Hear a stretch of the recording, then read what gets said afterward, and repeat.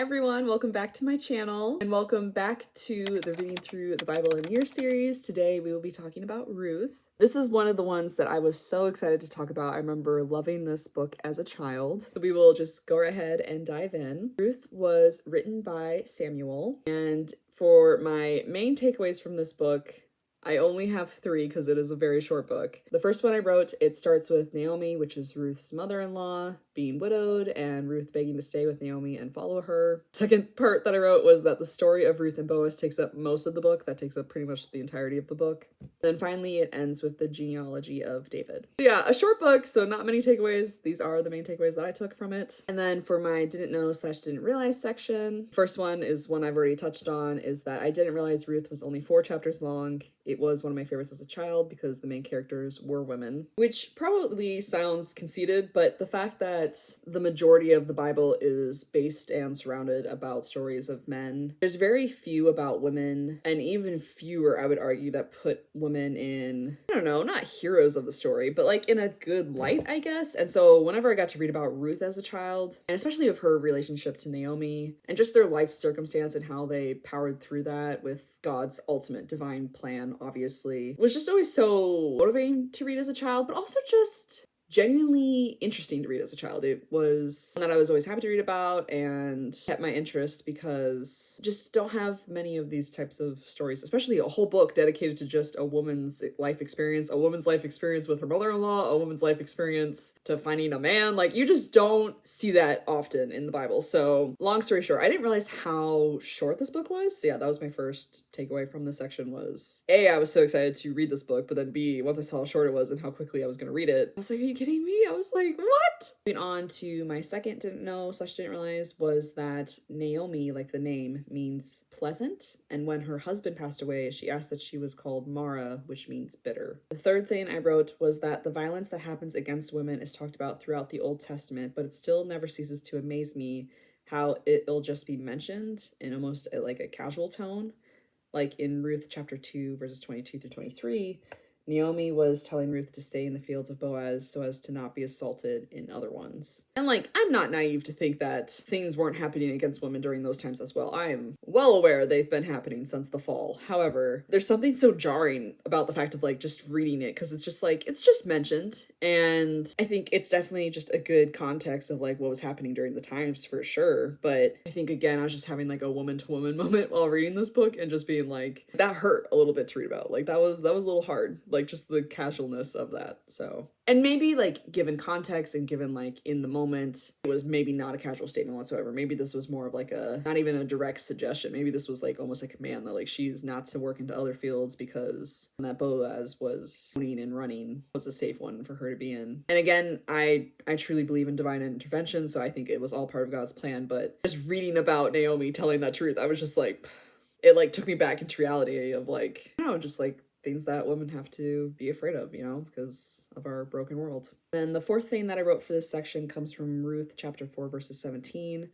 Ruth gave birth to Obed, who was the father of Jesse, who was the father of David. And I wrote that I did not realize Ruth was in the lineage of Jesus. Because again, there's, especially the lineage tracking, there's an emphasis on tracking the men to get to the line of Jesus. And when I read that Ruth was the lineage of David, I immediately knew that that meant she was in the lineage of Jesus, because I've always heard that Jesus comes from the line of David, and I just did not know that. And maybe I did know that as a kid, but the fact that I loved this book so much as a child and like reading this as an adult, I was like, my eyes like popped open. I was like, oh my gosh, I think that would make her the great-great-grandmother of David. Yeah, it's just really cool. I don't think you get to hear the mention of the women that get tracked through the lineage as often. So again, just another point that was just like, this is so cool. I had no idea that this was mentioned. And then finally, my favorite verse comes from Ruth chapter 1, verses 16 through 18. The book's so small, I literally just went right past it. And it reads, "But Ruth said, 'Do not urge me to leave you or to return from following you. For where you go, I will go, and where you lodge, I will lodge. Your people shall be my people, and your God my God. Where you die, I will die, and there will I be buried. May the Lord do so to me, and more also, if anything, but death parts me from you.' And when Naomi saw that she was determined to go with her, she said no more."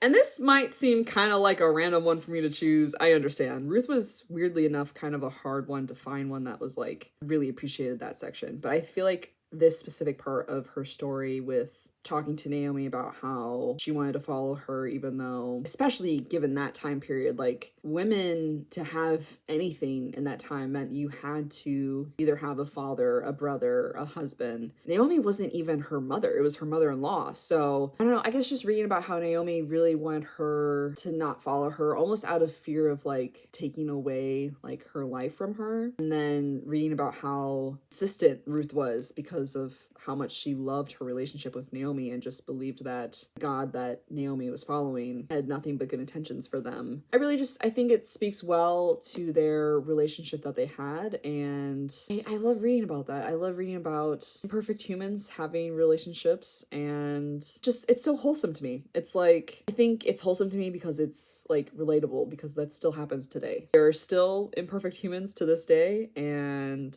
we interact with other imperfect humans, you know, and just reading about their relationship to each other and the faith that they had that God would have the ultimate plan for them.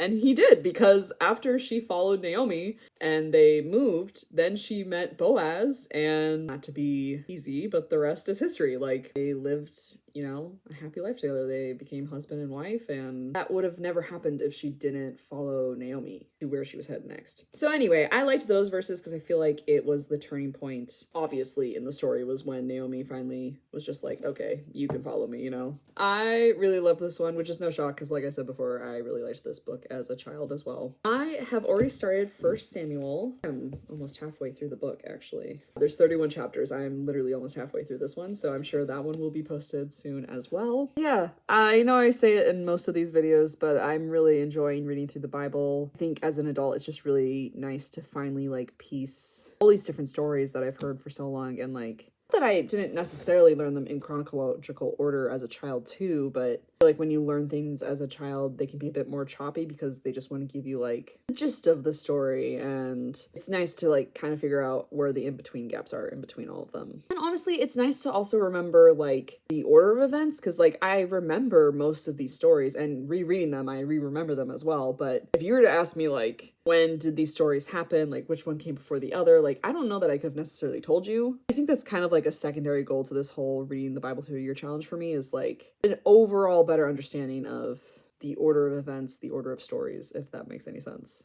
That was quite the ramble, but yes, if you want to see the other videos, they are in a playlist on my channel. It is always linked below, so please feel free to check them out if you're interested. I'm honestly shocked how many people have enjoyed the videos so far.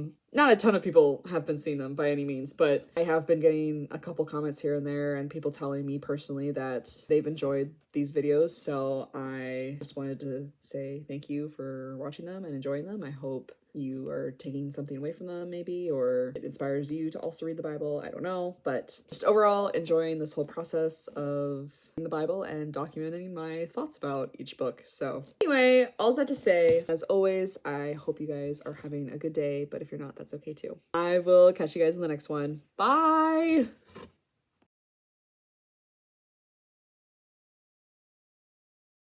Posing for the same, what is it called? Thumbnail. I'm posing for the same thumbnail for the 3rd time in a row because I've had to film 3 of these in the same day, so.